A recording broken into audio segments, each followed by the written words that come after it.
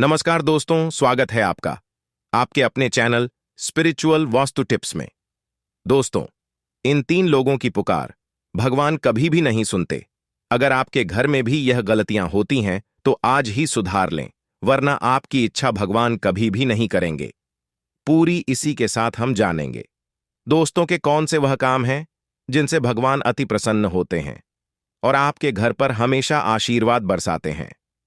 तो पूरी जानकारी के लिए इस वीडियो को अंत तक जरूर देखिएगा। दोस्तों, पैसा कमाने के लिए लोग तरह तरह के प्रयास करते हैं। लोग दिन रात मेहनत करके ज्यादा से ज्यादा पैसा कमाने की कोशिश करते हैं, लेकिन बहुत कम लोग ऐसे होते हैं जो पैसा कमाने में सफल होते हैं। ज्यादातर लोगों को निराशा का सामना करना पड़ता है। इसके अलावा वर्तमान समय में पैसा सभी लोगों की पहली जरूरत है। पैसे के बिना कुछ भी संभव नहीं है। हर जगह पैसे की ही जरूरत है। इसमें आप समझ सकते हैं कि पैसे के बिना रहना बहुत ही मुश्किल है। शास्त्रों में कई ऐसे कार्य हैं जिनसे व्यक्ति धन प्राप्त कर सकता है या बढ़ा सकता है। वहीं कुछ ऐसे कार्यों के बारे में भी बताया गया है जिन्हें करने से भगवान नाराज हो जाते हैं। ऐसे लोगों की पुकार भगवान कभी भी नहीं सुनते, इनकी इच्छा कभी भी नहीं होती पूरी।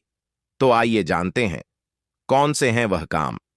लेकिन उससे पहले दोस्तों, आपसे निवेदन है कि वीडियो को लाइक करें, अपने दोस्तों के साथ शेयर करें और अगर आपने अभी तक चैनल को सब्सक्राइब नहीं किया तो सब्सक्राइब करके बेल आइकन जरूर प्रेस कर लें। नंबर 1, जिस घर में शंख होता है उस घर में हमेशा धन की देवी लक्ष्मी जी की कृपा बनी रहती है। बड़ों के अनुसार सभी को अपने घर में एक शंख जरूर रखना चाहिए, लेकिन आपको विशेष रूप से सावधान रहना होगा कि आप गलती से सूर्यास्त के बाद शंख न बजाएं, क्योंकि अगर आप शाम को शंख बजाते हैं तो आपको आर्थिक नुकसान का सामना करना पड़ सकता है। शंख हमेशा सुबह के समय ही बजाना शुभ रहता है। नंबर 2, पूजा घर हमारे लिए बहुत ही महत्वपूर्ण हिस्सा माना जाता है। बड़ों की सलाह के अनुसार पितरों की तस्वीर को कभी भी पूजा घर में नहीं रखना चाहिए। इसके अलावा अगर आपके घर के अंदर पितरों की तस्वीर है तो नियमित रूप से सूर्यास्त के समय पितरों की तस्वीर के सामने दीपक लगाना चाहिए। अगर आप इस उपाय को करते हैं तो यह पूर्वजों का आशीर्वाद लगता है और जीवन में कभी भी धन की कमी नहीं होती। नंबर 3, कई लोग बाहर से आते हैं और अपने घर के बाहर ही जूते उतार देते हैं, लेकिन ऐसा करने से घर में लक्ष्मी नहीं आती। अगर घर के मुख्य द्वार पर जूते चप्पल बिखरे पड़े हों तो यह आने जाने में रुकावट बनते हैं, जिससे कि मां लक्ष्मी के आने का रास्ता रुक जाता है और मां लक्ष्मी ऐसे घर में प्रवेश नहीं करती है। इसीलिए आपको मुख्य द्वार पर हमेशा जूते चप्पलों को सुव्यवस्थित तरीके से लगाना चाहिए और यूं ही बिखरे हुए नहीं रहने देना चाहिए। नंबर 4, बहुत से लोग अपने घर के आसपास या दुकान के आसपास थूकते हैं। ऐसा करना आपके व्यवसाय के लिए हानिकारक हो सकता है और आपके स्वास्थ्य को भी प्रभावित करता है। ऐसे लोग हमेशा आर्थिक तंगी का सामना करते हैं। नंबर 5, जो लोग घर के बाहर बड़े बर्तन रखते हैं या घर के मुख्य द्वार के बाहर खाली घड़ा रखते हैं तो इस आदत को तुरंत ही छोड़ दीजिए, क्योंकि ऐसा करने से लक्ष्मी लंबे समय तक घर पर नहीं रहती है। नंबर 6, ज्यादातर लोग अपने काम धंधे से खाली हाथ घर लौटते देखे जाते हैं, लेकिन बड़ों के अनुसार आपको सावधान रहना चाहिए कि घर कभी भी खाली हाथ ना आए। अगर आप शाम को घर आ रहे हैं तो आपको अपने साथ कुछ लाना चाहिए। ऐसा करने से धन की देवी लक्ष्मी की कृपा दृष्टि हमेशा आपके ऊपर टिकी रहती है। इसके लिए आप चाहे कोई मामूली सी चीज ही घर पर ले जाएं, आप चाहें तो एक टॉफी भी घर पर लेकर जा सकते हैं, लेकिन खाली हाथ कभी भी घर पर नहीं जाना चाहिए दोस्तों। नंबर 7, जिन लोगों के बाथरूम हमेशा खुले रहते हैं उनके घरों में गरीबी होती है। शौचालय में नकारात्मक ऊर्जा होती है, इसीलिए जैसे ही इसके दरवाजे खुलते हैं नकारात्मक ऊर्जा घर में प्रवेश करती है और हमारे घर को प्रभावित करती है। इसीलिए जब भी बाथरूम का इस्तेमाल ना हो रहा हो तो हमेशा इसका दरवाजा बंद रखें। नंबर 8, घर में सुबह शाम पूजा पाठ और आरती करनी चाहिए। इससे देवताओं का आशीर्वाद आपके ऊपर और धन की देवी मां लक्ष्मी का आशीर्वाद हमेशा आपके घर पर बना रहता है। नंबर 9, कभी भी शाम को किसी बात को लेकर बहस ना करें। अगर आपके घर का वातावरण शाम के समय अशांत है तो मां लक्ष्मी ऐसे घर से नाराज हो जाती है। नंबर 10, शाम को कभी भी पैसों का आदान प्रदान नहीं करना चाहिए, क्योंकि इससे आपके घर की लक्ष्मी दूसरे के घर चली जाती है। दोस्तों, यह तो थे वह काम जो आपको नहीं करने चाहिए। आइए अब जानते हैं कि कौन से वह काम है जो आपको जरूर कर लेने चाहिए। जिस घर में यह काम किए जाते हैं वहां सदैव पितृ खुश रहते हैं और ऐसे घर पर देवी देवताओं का आशीर्वाद हमेशा बरसता रहता है।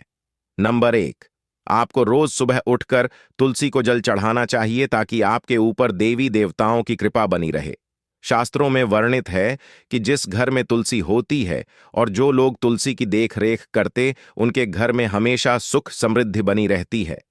नंबर 2, आपको रोज सुबह उठकर तांबे के लोटे में रखा हुआ पानी पीना चाहिए। आपको रात को तांबे के बर्तन में पानी भरकर रख देना चाहिए ताकि सुबह उठकर आप वह पानी पी सकें। दोस्तों, आपने अपने घर में बड़े बुजुर्गों को भी यह करते हुए देखा होगा। दरअसल यह सिर्फ स्वास्थ्य के लिहाज से ही नहीं बल्कि आपके भाग्य के लिए भी बहुत ही उपयोगी है। अगर आप तांबे के लोटे में रखे जल को सुबह के समय पीते हैं तो इससे आप सूर्यदेव की कृपा के पात्र बनते हैं और सूर्यदेव की कृपा से व्यक्ति को सुख, समृद्धि, धन, समाज में मान सम्मान की प्राप्ति होती है। नंबर 3, वास्तु के अनुसार घर के मुख्य द्वार को हमेशा साफ रखना चाहिए। घर की महिलाओं को रोजाना सुबह जागने के बाद सबसे पहले घर के मुख्य द्वार को साफ करना चाहिए, इससे नेगेटिविटी दूर होती है। नहाने के बाद, घर में पूजा करने के बाद मुख्य द्वार पर हल्दी वाले पानी के छींटे मारने चाहिए और दरवाजे के दोनों ओर थोड़ा थोड़ा पानी प्रवाहित करना चाहिए। घर के बड़े व्यक्ति या बड़े बेटे को घर से निकलने से पहले मुख्य द्वार पर रोजाना दोनों ओर स्वास्तिक का चिन्ह बनाना चाहिए। घर की महिलाएं भी यह कार्य कर सकती हैं। साथ ही स्वास्तिक की रोजाना धूप से पूजा करनी चाहिए। इससे बुरी नजर घर से दूर रहती है। शाम के समय मंदिर में दिया जलाने के बाद एक दिया मुख्य द्वार पर भी जलाकर रखना चाहिए। माना जाता है कि मुख्य द्वार को रोशन करने से मां लक्ष्मी आपके घर में प्रवेश करती है। नंबर 4, अगर आप सुबह जल्दी उठ जाते हैं तो आपको पूरा दिन शरीर में ताजगी महसूस होती रहेगी। इससे आपके स्वास्थ्य पर भी अच्छा असर होगा। सूर्योदय के साथ ही आपको बिस्तर को छोड़ देना चाहिए। जिस घर में लोग देर तक सोते हैं उस घर में कभी भी बरकत नहीं होती। इसीलिए आपको सुबह जल्दी उठ जाना चाहिए और खासकर घर की महिलाओं को इस बात का विशेष ध्यान रखना चाहिए। नंबर 5, अगर सुबह के समय आपकी आंखें पूजा की घंटी की आवाज या शंख की आवाज के साथ खुलती है तो कहना ही क्या। इसका सीधा सा अर्थ होता है कि हमारे जीवन के सारे कष्ट और नकारात्मक प्रभाव प्रभु ने हर लिए हैं। इसीलिए कहा जाता है कि सुबह उठकर खुद भी पूजा करनी चाहिए और भगवान का आशीर्वाद लेना चाहिए और घर में घंटी और शंख का नाद करें ताकि मन के साथ ही घर की नकारात्मकता भी दूर हो जाए। आप सुबह तैयार होकर घर से निकलते हैं और रास्ते में आपको झाड़ू लगाता हुआ या कचरा उठाता हुआ सफाई कर्मी दिख जाए तो यह बेहद ही शुभ माना जाता है। आप उन्हें देखकर मुंह न बनाएं। ज्योतिष शास्त्र में सफाई कर्मी को शनिदेव से संबंधित बताया गया है। ऐसे में आप सुबह सुबह उसे कुछ दान जरूर दें। इससे आपके दिन की शुरुआत और भी अच्छी होगी और कष्ट कट जाएंगे।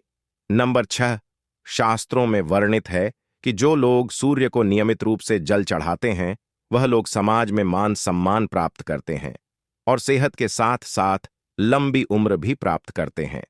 आपको रोज अपने घर के मंदिर में पूजा करनी चाहिए और धूप दीप अगरबत्ती जलानी चाहिए, जिसके धुएं से वातावरण शुद्ध होगा और नकारात्मक ऊर्जा भी नष्ट हो जाएगी। नंबर 7, आपको हर रोज घर से निकलने से पहले थोड़ा दही का सेवन करना चाहिए, जिससे आपके कार्य में बाधा नहीं पड़ेगी और यह शुभ माना जाता है। नंबर 8, सुबह खाना बनाते समय आप एक रोटी जरूर अलग से निकाल दें जो कि आपको गाय को खिलानी चाहिए। आप हर रोज काम पर निकलने से पहले एक रोटी गाय को जरूर खिलाइए। इससे आपके घर में बरकत होगी और अन्न धन की कमी कभी भी नहीं होगी। अक्सर हमें आदत होती है कि सुबह उठते ही हम सबसे पहले आईना देखते हैं, जबकि हमें इससे पूरी तरह बचना चाहिए। वास्तु विज्ञान का मानना है कि जब हम सुबह सोकर उठते हैं तो हमारे शरीर पर नकारात्मक ऊर्जा का प्रभाव रहता है, जिसका सबसे अधिक असर हमारे चेहरे पर होता है। जब हम उठते ही आईना देखते हैं तो वह ऊर्जा आंखों के जरिए एक बार फिर हमारे अंदर प्रवेश कर जाती है इसीलिए हमें मुंह धोने के बाद ही कांच देखना चाहिए। आशा करता हूं आपको हमारी जानकारी पसंद आई होगी। हमारे चैनल स्पिरिचुअल वास्तु टिप्स को सब्सक्राइब करना ना भूलें तथा सब्सक्राइब बटन के पास घंटी वाले बटन को भी जरूर दबा दें, जिससे आपको मेरी सभी वीडियो सबसे पहले मिल सके। और अपने मित्रों के साथ भी शेयर करना ना भूले, जिससे आपके मित्र भी जानकारी प्राप्त करके अपने जीवन में फायदा उठा सके। दोस्तों, आज की वीडियो में बस इतना ही। मिलते हैं अगली वीडियो में किसी नई जानकारी के साथ। तब तक के लिए धन्यवाद। वीडियो के अंत तक बने रहने के लिए और सच्ची जानकारी प्राप्त करने के लिए जय माता लक्ष्मी।